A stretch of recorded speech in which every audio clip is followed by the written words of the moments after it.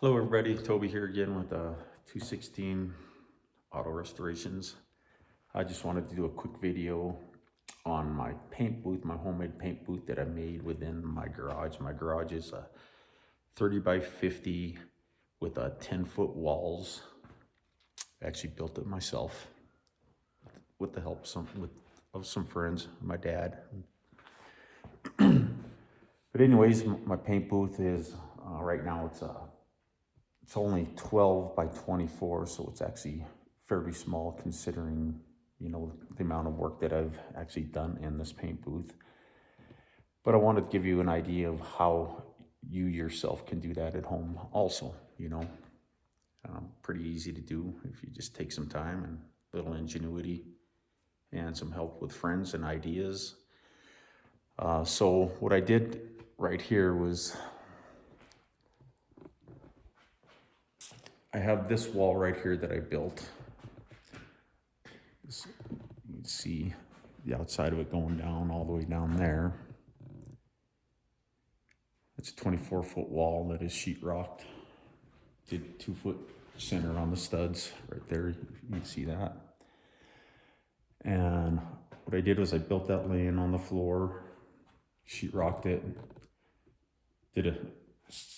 just taped off the seams. I didn't do mud and taping. Just wanted to stop the air.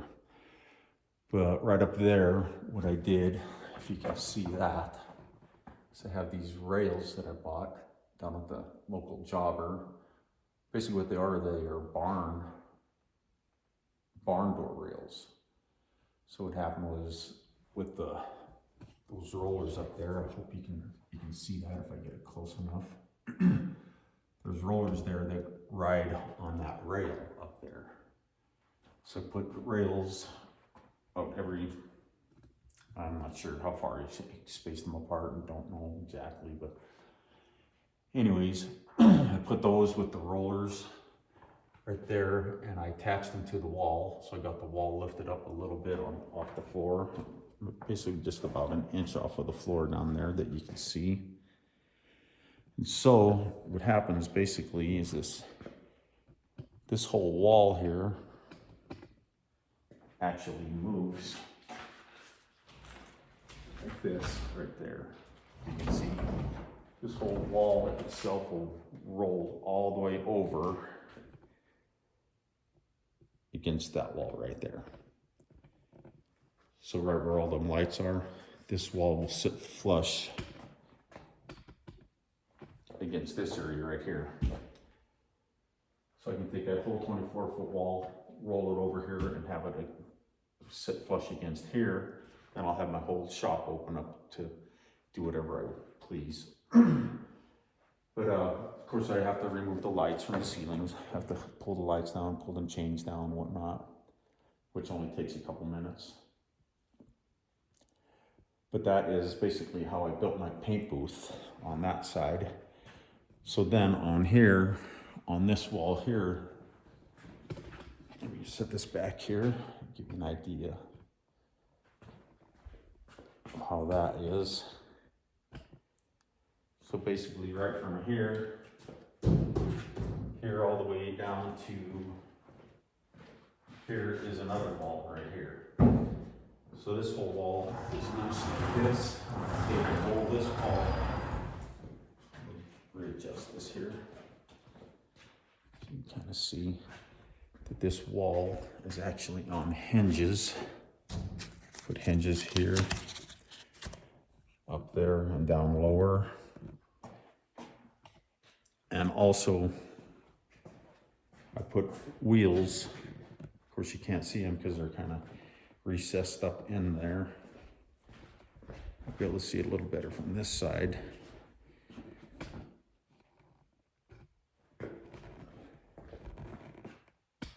What happens is this whole wall here, you can see here, this whole wall goes over here.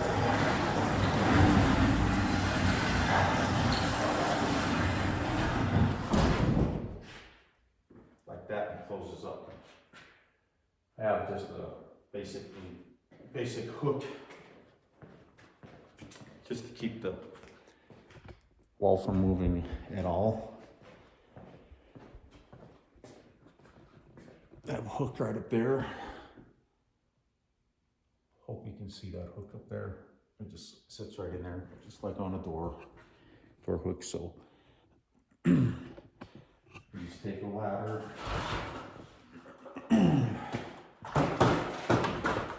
go up here, and then I just hook that up.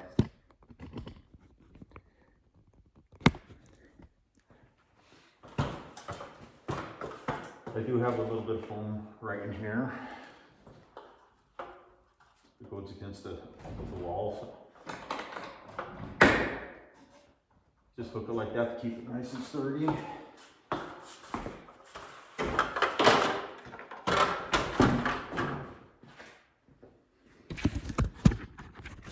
And then down here on the bottom, right here, drilled into my floor. Put just a bolt there, basically like a bolt, going into the floor to keep the bottom there. And of course added a door for access in and out of the paint booth. And so there you have it, my little paint booth that I designed myself. A friend of mine out at work kind of helped me figure it out and get it laid out and how to do it, but just basically use the barn rails up there. Use the rollers that the barn rails go on, right there again. Those rollers up there. And the whole thing slides over. You add your lights. I just went and got these lights here. Just buy them at your local big box store. I don't prefer anyone, whichever has the most reasonable price is the one that I'll go to. Home Depot or Lowe's or any of those places. But these are all LED. Those ones over there, they're all LED lights. They come preset with all the light bulbs in them. I think they're going up in price. I was paying around 50 some bucks for them. Now they're like 70. Basically, they're right here.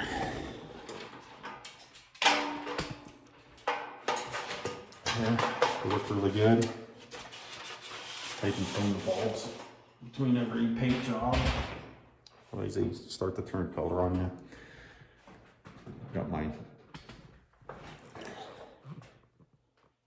filtering, the Vilvus filters with a drain on it right here, so I can drain any water that comes through. Have my air coming through here, across here, through these filters. Then right to my regulator here. I also have a regulator here, my hose attachment right there. Little fan down underneath here, which has been a very, very good fan for what it is. I've used it for years. I think I paid like 150 bucks for that thing. Well, it's a 3-speed fan. I have a filter on the outside that I can catch most of my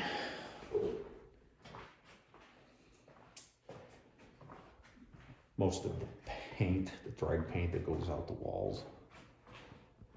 It actually gets sucked out there. Try to keep it a little bit clean, even though I do live out in the woods. Not many people out here like to, kind of keep the environment clean also. But also coming down this way, I always set my air line up. So there's my compressor over here in the corner. I hope you can see that.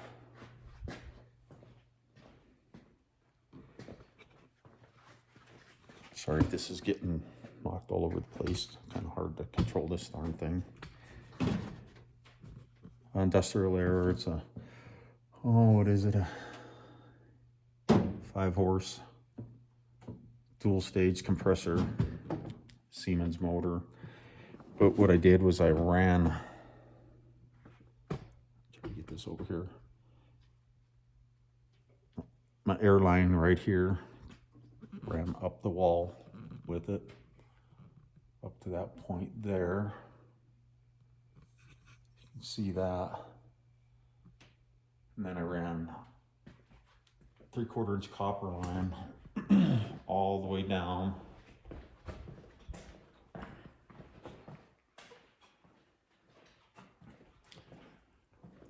down to here. I put a drop here and a drain right here. Also here for where I hook up my air tools. Coming out of here, or if I want full 170 PSI, I can come right out of there. Then also went back up and took that copper line, went all the way back here.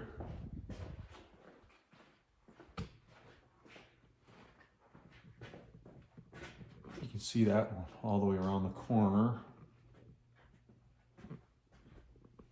behind my heater, and then made another drop right here. So this one comes down. I have another drain right here and a drop right here. I can use air over here if I need to. But also I stubbed through the wall from the paint booth with just a small line right here. I can disconnect and connect right to there. And that gives me my power or my air to my paint booth. That way I can take this off, and when I want to slide my wall all the way back that way, I can unhook that. It's pretty easy. And then so basically that's how I did my paint booth. Put a board up against there to let the wall go against, with a little bit of foam underneath there, just to try to keep any dust from getting in there. I know it's not super tight or anything, but it works really good. And I got I think that's 160,000 BTU Modine heater up there, Modine hot dog heater, which performs very well for this shop. Works really good. Come out here, I'll turn on the heater about 10-15 minutes. It's pretty warm in here. Usually try to keep it around 50 degrees just for working environment. Or, you know, if I'm going to be painting anything, you definitely want to have it up to temperature at least 70 degrees. And before I paint anything, I'll get it up to temperature in this room.